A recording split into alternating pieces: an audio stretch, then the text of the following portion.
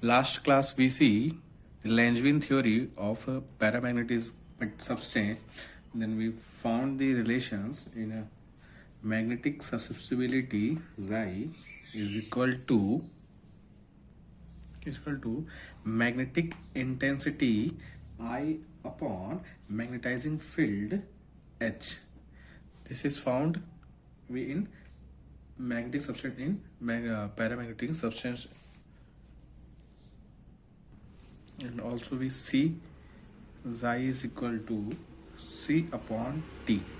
ठीक, this is absolute temperature, this is C is any constant, T is a temperature. This constant is called Curie constant and this is absolute temperature. This relations is given by Curie. तो ये जो नहीं है ना, ये जो बोलते हैं क्यूरीज लॉ बोलते हैं इसको क्या बोलते हैं? Curies law. ये जो क्यूरीज लॉ है वो है पैरामैग्नेटिक सब्सटेंस के लिए ही है ना. And in this law the magnetic susceptibility of a paramagnetic substance is inversely proportional to the absolute temperature, है ना. This law was given by Curie. This is also proved in experimentally. And our today topics is Curie-Weiss law. Curie-Weiss law. ठीक. तो ये जो law था वो paramagnetic substance के लिए था ओनली जब ये सब्सटेंस किसमें हो? गैस के फॉर्म में हो. हाँ, ओनली गैस के फॉर्म के लिए ये लॉ ट्रू था. लेकिन क्यों? क्योंकि जो गैस के जो एटम्स और मॉलिक्यूल्स होते हैं वो किसी सॉलिड और लिक्विड के अपेक्षा इन एटम्स का जो डिस्टेंस होता है वो अधिक होता है इनके अपेक्षा. ठीक. तो होना चाहिए इनके बीच का जो mutual induction between the atomic molecule dipole can be neglected. तो इनके बीच का जो म्यूचुअल इंडक्शन जब होता है इनके बीच में, तो इनके बीच का जो एटॉमिक मैग्नेटिक डाइपोल जो होता है उसको क्या बोलिए नेग्लेक्ट करके उसने क्या किया? तो वाइस ने 1907 में ये जो लॉ थी, क्यूरी की जो लॉ थी, उसको मॉडिफाई किया. मॉडिफाई मतलब लिक्विड और गैस, इसने तो गैस के फॉर्म बताया था, इसमें क्या लिक्विड और सॉलिड दोनों के लिए इसने बताया. किसने? वाइस ने. तो इसने क्यूरी लॉस को क्या किया? थोड़ा सा मॉडिफाई करके एक लॉ दिया.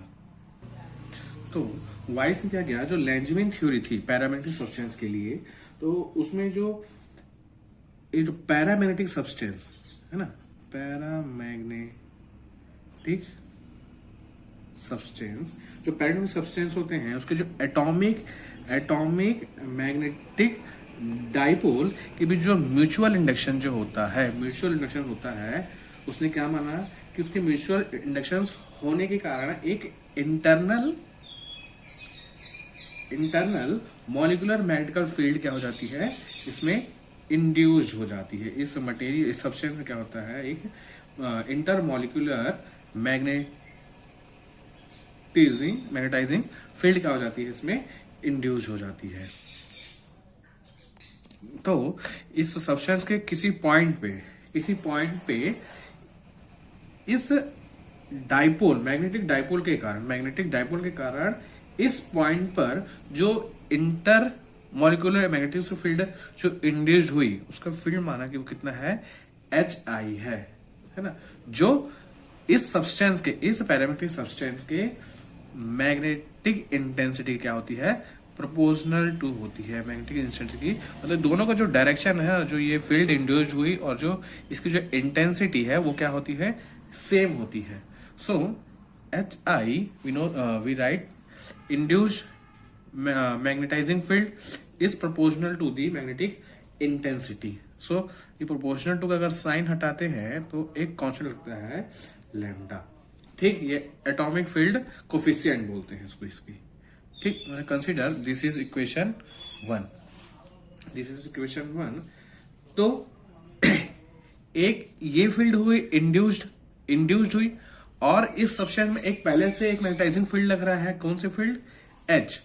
तो इस सब्सटेंस पे लगने वाला टोटल मैग्नेटाइजिंग फील्ड कितना हो जाएगा? Total magnetizing field H is equal to, that means H total is equal to H जो पहले से इसमें लग रही थी, और एक H जो इसमें इंड्यूस्ड हो गई। ठीक, and we know that in the किसमें पैरामेग्नेटिक सब्सटेंस है ना, paramagnetic substance in Langevin theory of paramagnetic substance में हमने देखा था I इज इक्वल टू होता है n m का square mu h upon 3kT।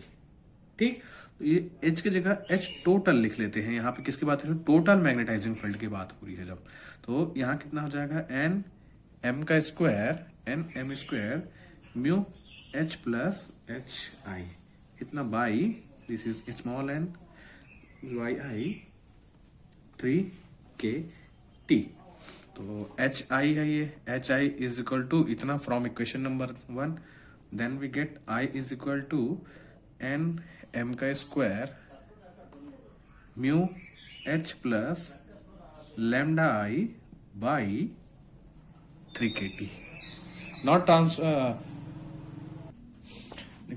I इसमें भी है और I इसमें भी है, तो इसको ट्रांसफर कर दो एक साइड, तो क्या हो जाएगा? 1i minus n m square mu by 3kT lambda is equal to n m का स्क्वायर म्यू अपॉन 3kT। ठीक, this is capital M, this is magnetic dipole. ठीक, तो इसमें से I कॉमन निकाल लेते हैं अपन, तो इंटेंसिटी बाहर आ गई 1 minus n m square mu upon 3kT इतना is equal to n m square mu upon, यहाँ पे h है, म्यू अपॉन h 3kT, ये h। अब मैग्नेटिक सब्सिस्टिबिलिटी की बात करते हैं, किसकी? हेंस मैग्नेटिक सब्सिस्टिबिलिटी,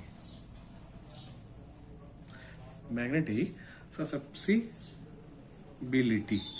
तो we know that I upon h कर लो, I upon h is equal to कितना हो जाएगा? ये n m square mu upon 3kT divided by 1 minus n m square mu by 3kT, this is we get. ठीक, तो I upon h curies ने दिया था, वाइस ने दिया था, सॉरी क्यूरी ने दिया था I upon h is a जाई, ये बोलती है मैग्नेटिक सब्सिस्टिबिलिटी बोलते हैं इसको। ठीक, तो इस 3/kT को इसमें सॉल्व कर लो, इसको n m square mu upon 3kT minus n m square mu, इतना का आ गया इसमें। ठीक, अब इसमें से 3k कॉमन निकाल लेते हैं अपन, तो कितना आ जाएगा? n m square mu outside आके 3k t माइनस, यहाँ पे क्या है? 3k इसमें नहीं है, तो n m square mu lambda by 3k। ठीक, ये बाहर आ गया। So n m square mu by 3kT, this is a constant C। अपन Langevin theory of parametric material में देखा था C इज कांस्टेंट होता है इतना। ठीक, इसके। ठीक, बचा क्या? T माइनस बाकी जो कांस्टेंट है थीटा। ठीक, where C is equal to n m square mu upon 3k and theta is equal to है n m स्क्वायर, है ना, n m square mu lambda by 3k, ये म्यू लैम्डा बाई 3k। ठीक, अगर इसमें भी हम देखें थीटा इज इक्वल टू इतना जो वैल्यू है वो कितना है?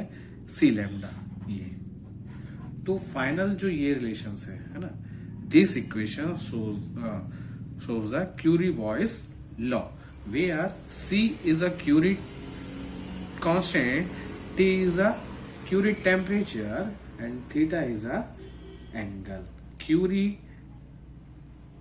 एंगल बोलना चाहिए। तो देखो क्या होगा, अगर इफ थीटा है ना, ये जो थीटा है, इसकी जो थीटा की जो वैल्यू है वो क्यूरी टेम्परेचर से, ये जो क्यूरी टेम्परेचर है ना, इससे अगर कम है ना, if theta is greater than, curie temperature is low and इस theta is greater than to इस टेम्परेचर, तो जो पैरामैग्नेटिक सब्सटेंस है, ये जो पैरामैग्नेटिक सब्सटेंस की जो मैग्नेटिक सब्सिबिलिटी है वो क्या हो जाएगी इस केस में, निगेटिव।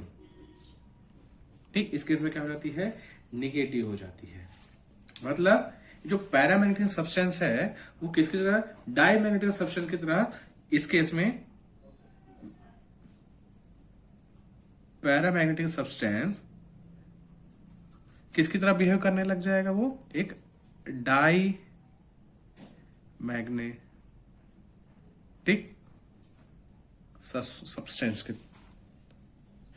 उसके तरह से बिहेव करने लग जाएगा।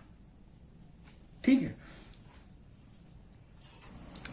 नॉर्मली हम देखें जो ये पैरामैग्नेटिक सब्सटेंस जो होते हैं, पैरामैग्नेटिक सब्सटेंस के लिए जो क्यूरी टेम्परेचर है ना, पैरामैग्नेटिक सब्सटेंस क्यूरी टेम्परेचर जो होती है उसकी जो वैल्यू होती है इज नियरली इक्वल टू 1.3।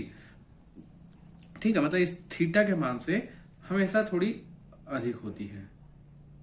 ठीक, तो इस कंडीशन में क्या होता है, ये कंडीशन नहीं आ पाती। इस केस में क्या होता है, ये कंडीशन नहीं मिल पाती, मतलब जो टेम्परेचर है, क्यूरी टेम्परेचर इस थीटा से कम नहीं हो पाता, तो ये कंडीशन नहीं मिल पाती। तो पैरामैग्नेटिक सब्सटेंस में ऑलवेज क्यूरी जो टेम्परेचर वो 1.3 होती है केल्विन, है ना, 1.3 केल्विन होती है या इससे भी अधिक हो जाती है। ठीक, तो this law shows the relations Curie-Voice और लॉ। ठीक, थैंक यू।